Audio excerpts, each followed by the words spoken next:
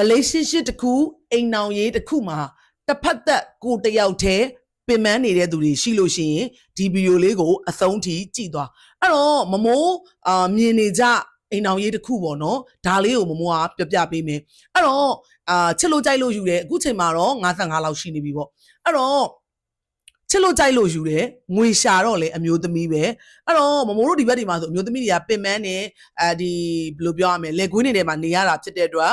အဲ့တော့ပတ်စံလဲရှာရတယ်ပြီးအိမ်မှုကိစ္စလဲလုပ်ရတယ်ကလေးတွေမွေးထားတဲ့အတွက်ကလေးတွေအတွက်လဲပူပန်ရတယ်ကလေးတွေဝေယဝတ်ဆလဲလုပ်ပေးရသေးတယ်အဲ့ဒီအပြင်သူတို့ရဲ့ဝေယဝတ်ဆကိုလည်းလုပ်ပေးရသေးတယ်တကယ်ကိုမှတစ်ဖက်သက်ပင်ပန်းတာတစ်ဖက်သေးကပင်ပန်းတာပြီးတဲ့အခါမှာတော့ဒီလိုနဲ့ပဲအရွယ်တွေရလာတယ်အမျိုးသမီးတွေကိုယ့်ကိုယ်မချစ်တတ်တာနော်အဲ့ဒီမှာ40ကျော်လာတဲ့အချိန်မှာဘာဖြစ်လာပြီလဲဆိုတော့မီးရက်တွေစလာပြီမီးရက်စတာကိုလည်းပုံမှန်ပါပဲဆိုပြီးပြစ်ထားတဲ့အချိန်မှာဘာတွေဖြစ်လာတယ်အယိုးပွားတွေဖြစ်လာတယ်ခနာကိုယ်တွေအဝလွန်လာတယ်ထမ်းထားရတဲ့ခါမှာအယိုးကြီးကကောက်ကြလောက်တွေဖြစ်ပြီးတော့အယိုးတွေကျိုးလာတယ်အောက်ပိုင်းတွေကလုံးဝမလုံနိုင်တော့စတီးယိုးတွေလဲရမယ့်အခြေအနေမှာမလဲနိုင်ဘူးအဲ့အတွက်ဘာဖြစ်လဲဆိုတော့ငုတ်တုံမတ်တက်လူမမာဖြစ်တယ်အဲ့တော့နာကျင်မှုတွေနဲ့အဲ့လိုအဲ့ရတဲ့လဲတဲ့အချိန်မှာလဲအိမ်မှုကိစ္စတွေ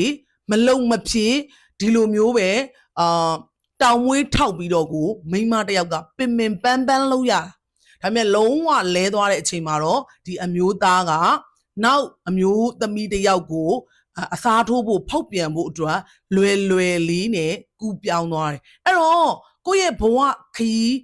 90တက်တန်းလောက်ပေးဆက်ခဲ့ရတာတန်လားအဲ့တော့အခုချိန်မှာဆိုရင်ကျမကြီးကလည်းမကောင်းဘူးငွေရလည်းမရှိဘူးစိတ်ကူးဖို့ကလည်းမရှိတဲ့အတွက်အမျိုးသားကလည်းဖောက်ပြန်နေတာဖြစ်တဲ့အတွက်အဲ့ဒီအမျိုးသမီးတယောက်ရဲ့နေရာကိုခန်းစားကြည့်နေဝင်ချိန်နေအဆင်ပြေမလားတရားတွေရှာဖို့ရောအဆင်ပြေမလားအဲ့ဒါဘသူမပြူမိမိမှုပဲဘာကြောင့်လဲကိုမချစ်တတ်လို့အဲ့တော့အမျိုးသမီးတွေက